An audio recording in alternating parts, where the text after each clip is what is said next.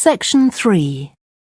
You will hear a student called Joanna talking to her new supervisor about some research she has done on psychology and music. First, you have some time to look at questions 21 to 26.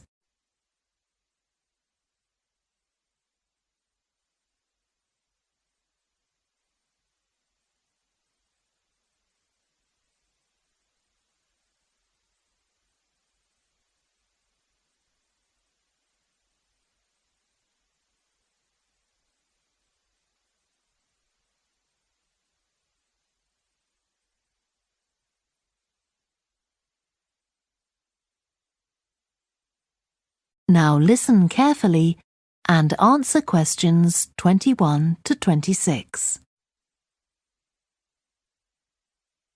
Hi, Joanna. Good to meet you. Now, before we discuss your new research project, I'd like to hear something about the psychology study you did last year for your master's degree. So, how did you choose your subjects for that? Well, I had 6 subjects, all professional musicians and all female. 3 were violinists, and there was also a cello player and a pianist and a flute player. They were all very highly regarded in the music world, and they'd done quite extensive tours in different continents, and quite a few had won prizes and competitions as well. And they were quite young, weren't they? Yes, between 25 and 29. The mean was 27.8. I wasn't specifically looking for artists who'd produced recordings, but this is something that's just taken for granted these days, and they all had. Right. Now, you collected your data through telephone interviews, didn't you? Yes. I realised if I was going to interview leading musicians, it'd only be possible over the phone because they're so busy. I recorded them using a telephone recording adapter. I'd been worried about the quality, but it worked out all right. I managed at least a 30-minute interview with each subject, sometimes longer. Did doing it on the phone make it more stressful? I'd thought it might. It was all quite informal though, and in fact they seemed very keen to talk. And I don't think using the phone meant I got less rich data. Rather the opposite, in fact. Interesting. And you were looking at how performers dress for concert performances? That's right. My research investigated the way players see their role as a musician and how this is linked to the type of clothing they decide to wear. But that focus didn't emerge immediately.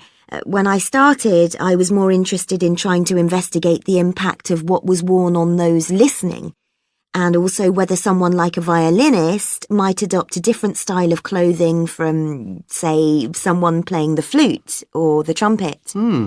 It's interesting that the choice of dress is up to the individual, isn't it? Yes, you'd expect there to be rules about it in orchestras, but that's quite rare. Before you hear the rest of the discussion, you have some time to look at questions 27 to 30.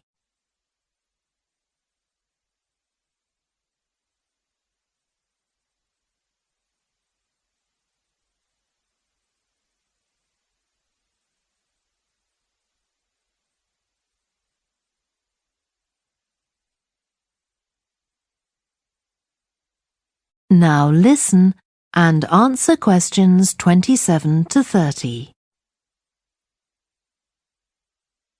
You only had women performers in your study. Was that because male musicians are less worried about fashion? I think a lot of the men are very much influenced by fashion, but in social terms, the choices they have are more limited. They'd really upset audiences if they strayed away from quite narrow boundaries. Now, popular music has quite different expectations. Did you read Mike Frost's article about the dress of women performers in popular music? No. Well, he points out that a lot of female singers and musicians in popular music tend to dress down in performances and wear less feminine clothes, like jeans instead of skirts. And he suggests this is because otherwise they'd just be discounted as trivial. But you could argue they're just wearing what's practical. I mean, a pop music concert is usually a pretty energetic affair. Yes, he doesn't make that point, but I think you're probably right. I was interested by the effect of the audience at a musical performance when it came to the choice of dress. The subjects I interviewed felt this was really important. It's all to do with what we understand by performance as a public event. They believed the audience had certain expectations, and it was up to them as performers to fulfill these expectations, to show a kind of esteem. They weren't afraid of looking as if they'd made an effort to look good. I think in the past, the audience would have had those expectations of one another too, but that's not really the case now. Not in the UK, anyway. No. And I also got interested in what sports scientists are doing too, with regard to clothing.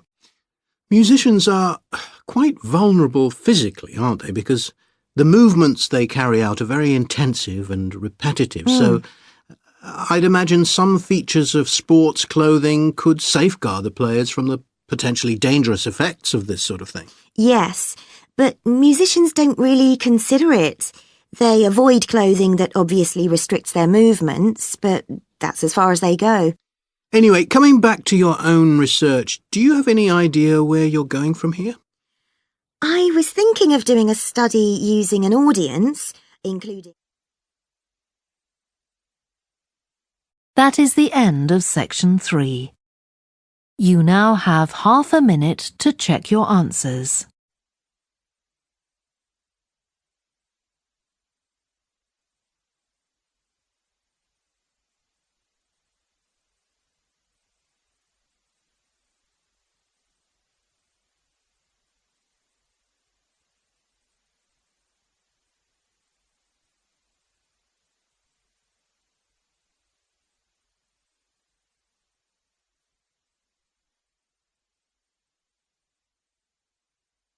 Now turn to section 4.